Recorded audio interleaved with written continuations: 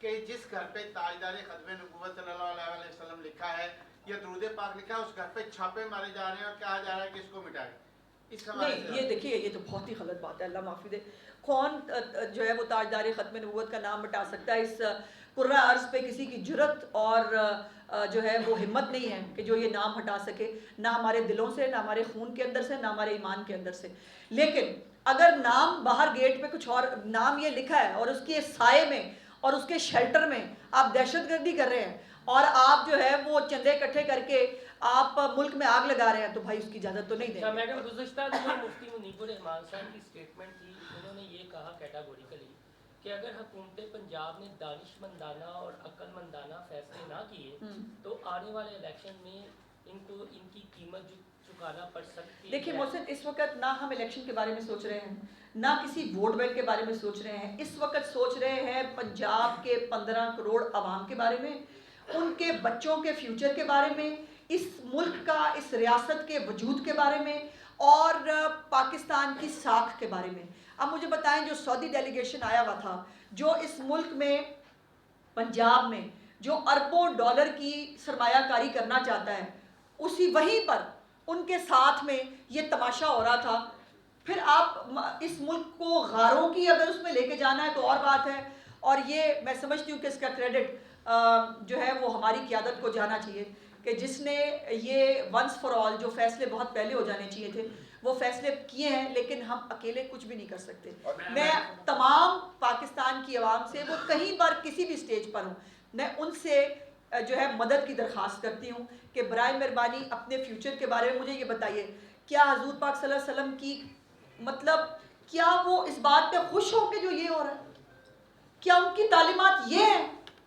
क्या वो पुलिस वालों को गोलियां मारना, सिविलियंस को मारना, जो है वो खून रेजी करना, ये है हजूर पाक की तालीमात?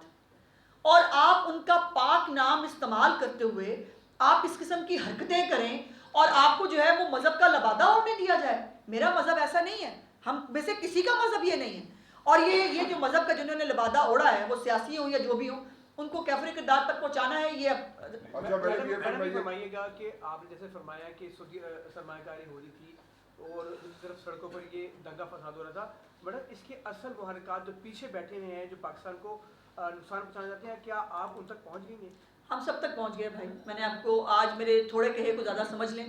और हर तरह की जो है वो मालूमात, रियासत से बड़ा कोई नहीं होता और रियासत के पास हर तरह की मालूमात होती हैं। मेरी सिर्फ गुजारिश ये है पंजाब गवर्नमेंट के बिहाफ पे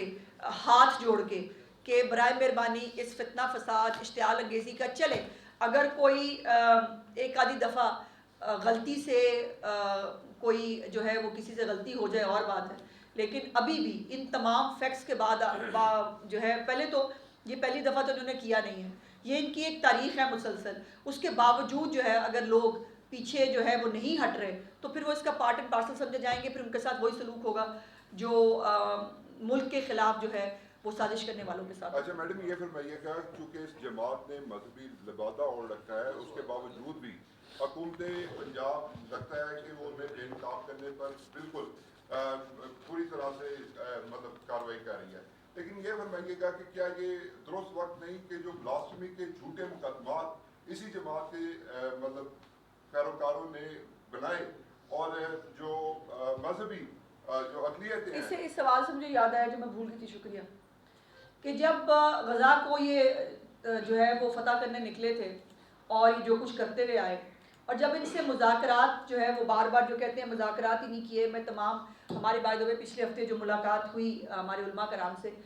उनको तमाम डिटेल्स जो हैं उनको बताई गई, उनसे गुजारिशात की गई और उनके साथ जो है जो लाया अमल तैयार किया उस पर हमने इम्प्लीमेंट करना है।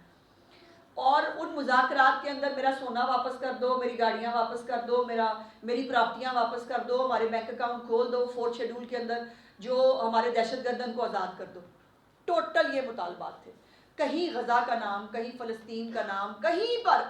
कोई डिमांड इसके अलावा मौजूद नहीं थी। अब मेरा सवाल है, जो लोग इनको फॉलो करते हैं, जो गज़ा मार्च को कह के निकले थे, इनके लीडरों के अलावा उनको तो पता था कि क्या करने के लिए जा रहे हैं, जो सादा लोगों को इन्होंने साथ लगाया, जो इनके साथ हुए, उनसे सवाल है मेरा